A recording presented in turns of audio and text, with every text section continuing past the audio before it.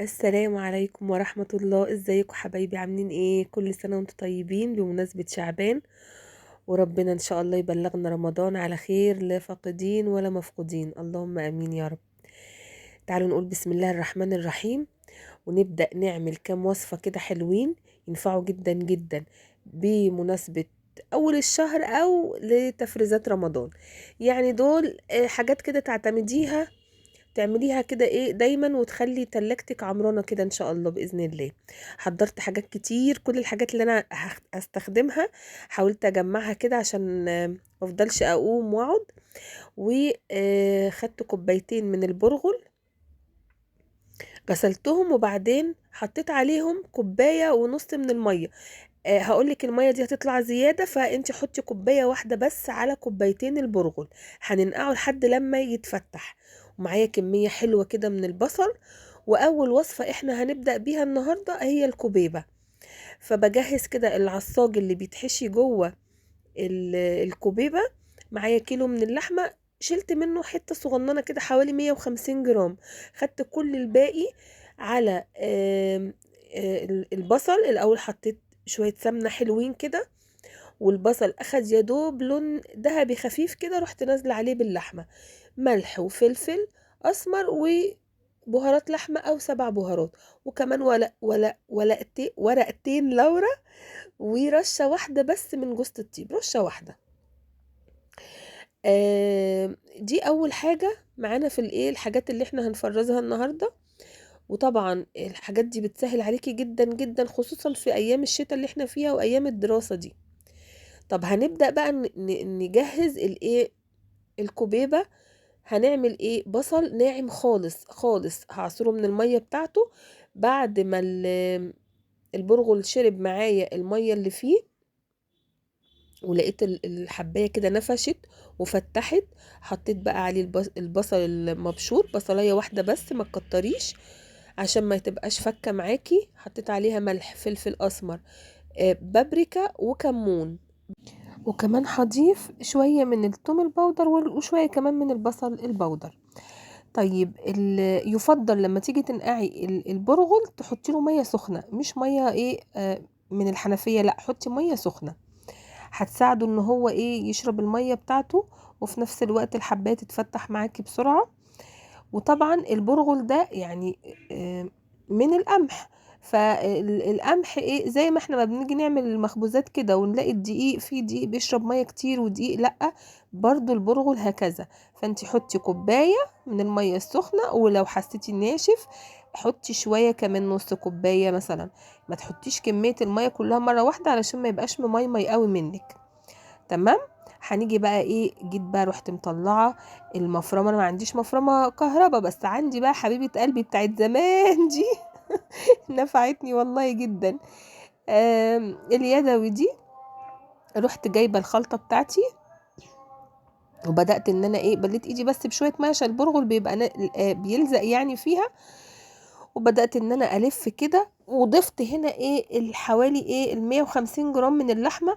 وممكن يعني ضفتهم في المفرمة مع البرغل والتوابل والبصلة. ممكن تستغني عنهم خالص وتعمليها اقتصادية ببرغل وتوابل وبصل فقط لا غير. يعني كده ينفع وكده ينفع. وبعدين الكوبيبة دي يا جماعة فعلا فعلا يعني عالم. كل منطقة بتعملها بتكات مختلفة. يعني أحيانا يعملوها بصدر فرخة، يضربوا مع البرغل ده صدر فرخة ينعموه خالص. واحيانا يعملوها بالبرغل ويحطوا عليها زي ما انا حطيت دلوقتي لما لقيتها طرية معايا وهتضايقني في التشكيل، نص كوباية من دقيق السميد. دقيق السميد. طب ما حطيناش دقيق عادي ليه؟ لانه الدقيق العادي هيخليها مش هيخليها مقرمشة زي دقيق السميد. خدت الخلطة بتاعتي على التلاجة تستريح بقى وتمسك تمسك نفسها كده. ودلوقتي بحضر للوصفة التانية وهي الحواوشي.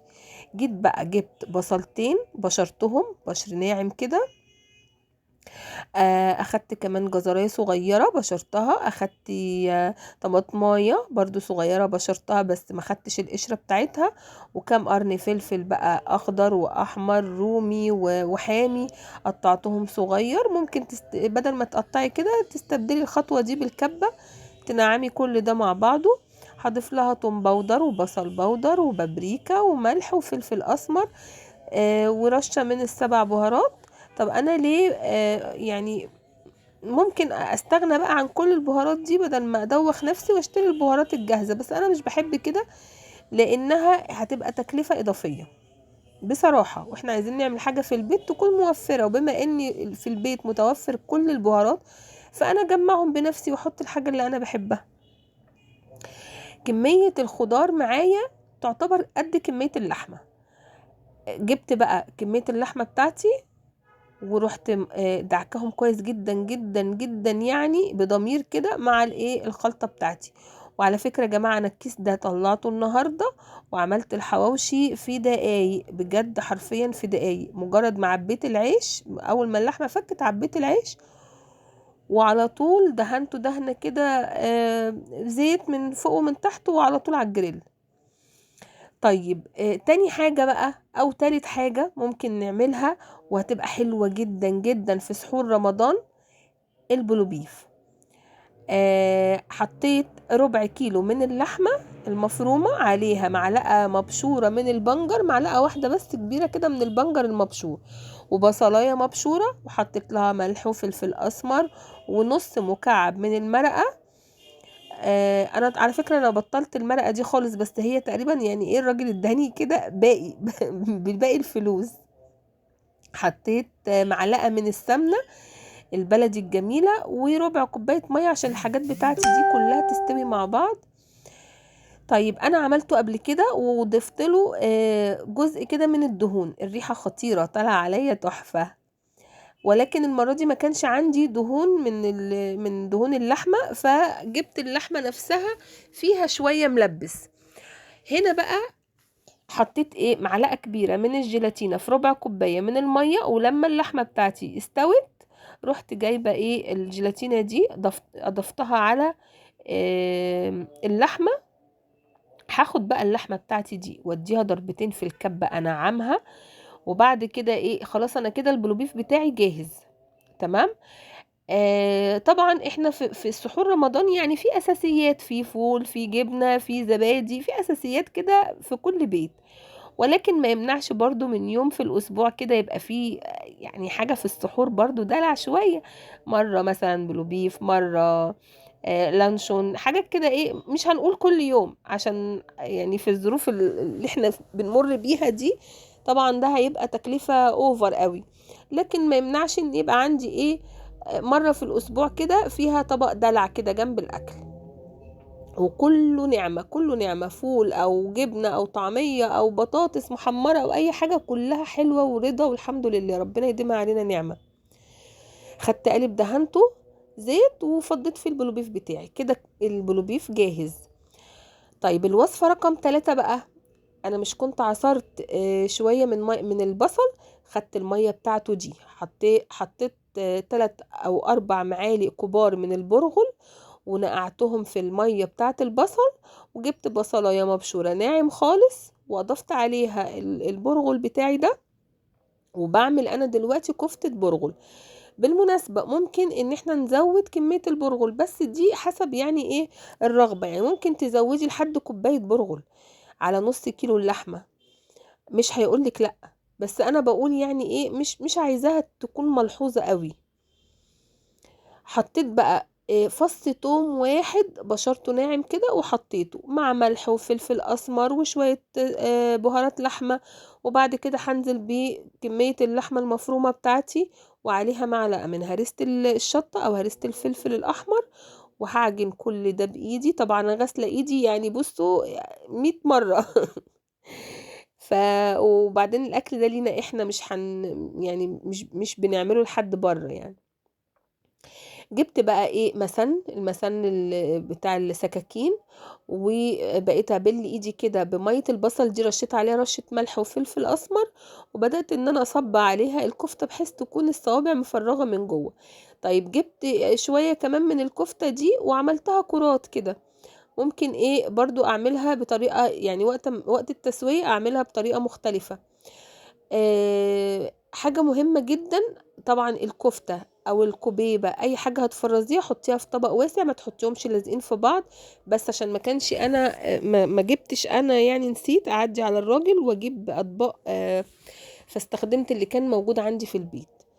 هنا بقى عجينة الكبيبة كانت استريحت، وبدأت ان انا اشكلها. وكمان اللحمة المعصجة بتاعتي كانت بردت خالص. على فكرة تشكيلها سهل جدا، مجرد بس ما بتفردي كده تبططي، او بتكبكبيها زي اخواتنا السوريين ما بيقولوا بنكبكبها. بنعبي فيها شوية اللحمة المعصجة معلقتين كده، وبتبدأي تقفليها زي ما بنحشي مثلا قرص بالعجوة او قرص بالملبن.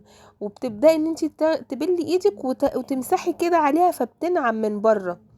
بصوا بعد ما حمرتها طالعه مقرمشه وذهبي، ولا فتحت ولا فكت ولا اي حاجه، حلوه جدا جدا، مقرمشه من بره، واللحمه من جوه حلوه وجميله ومستويه.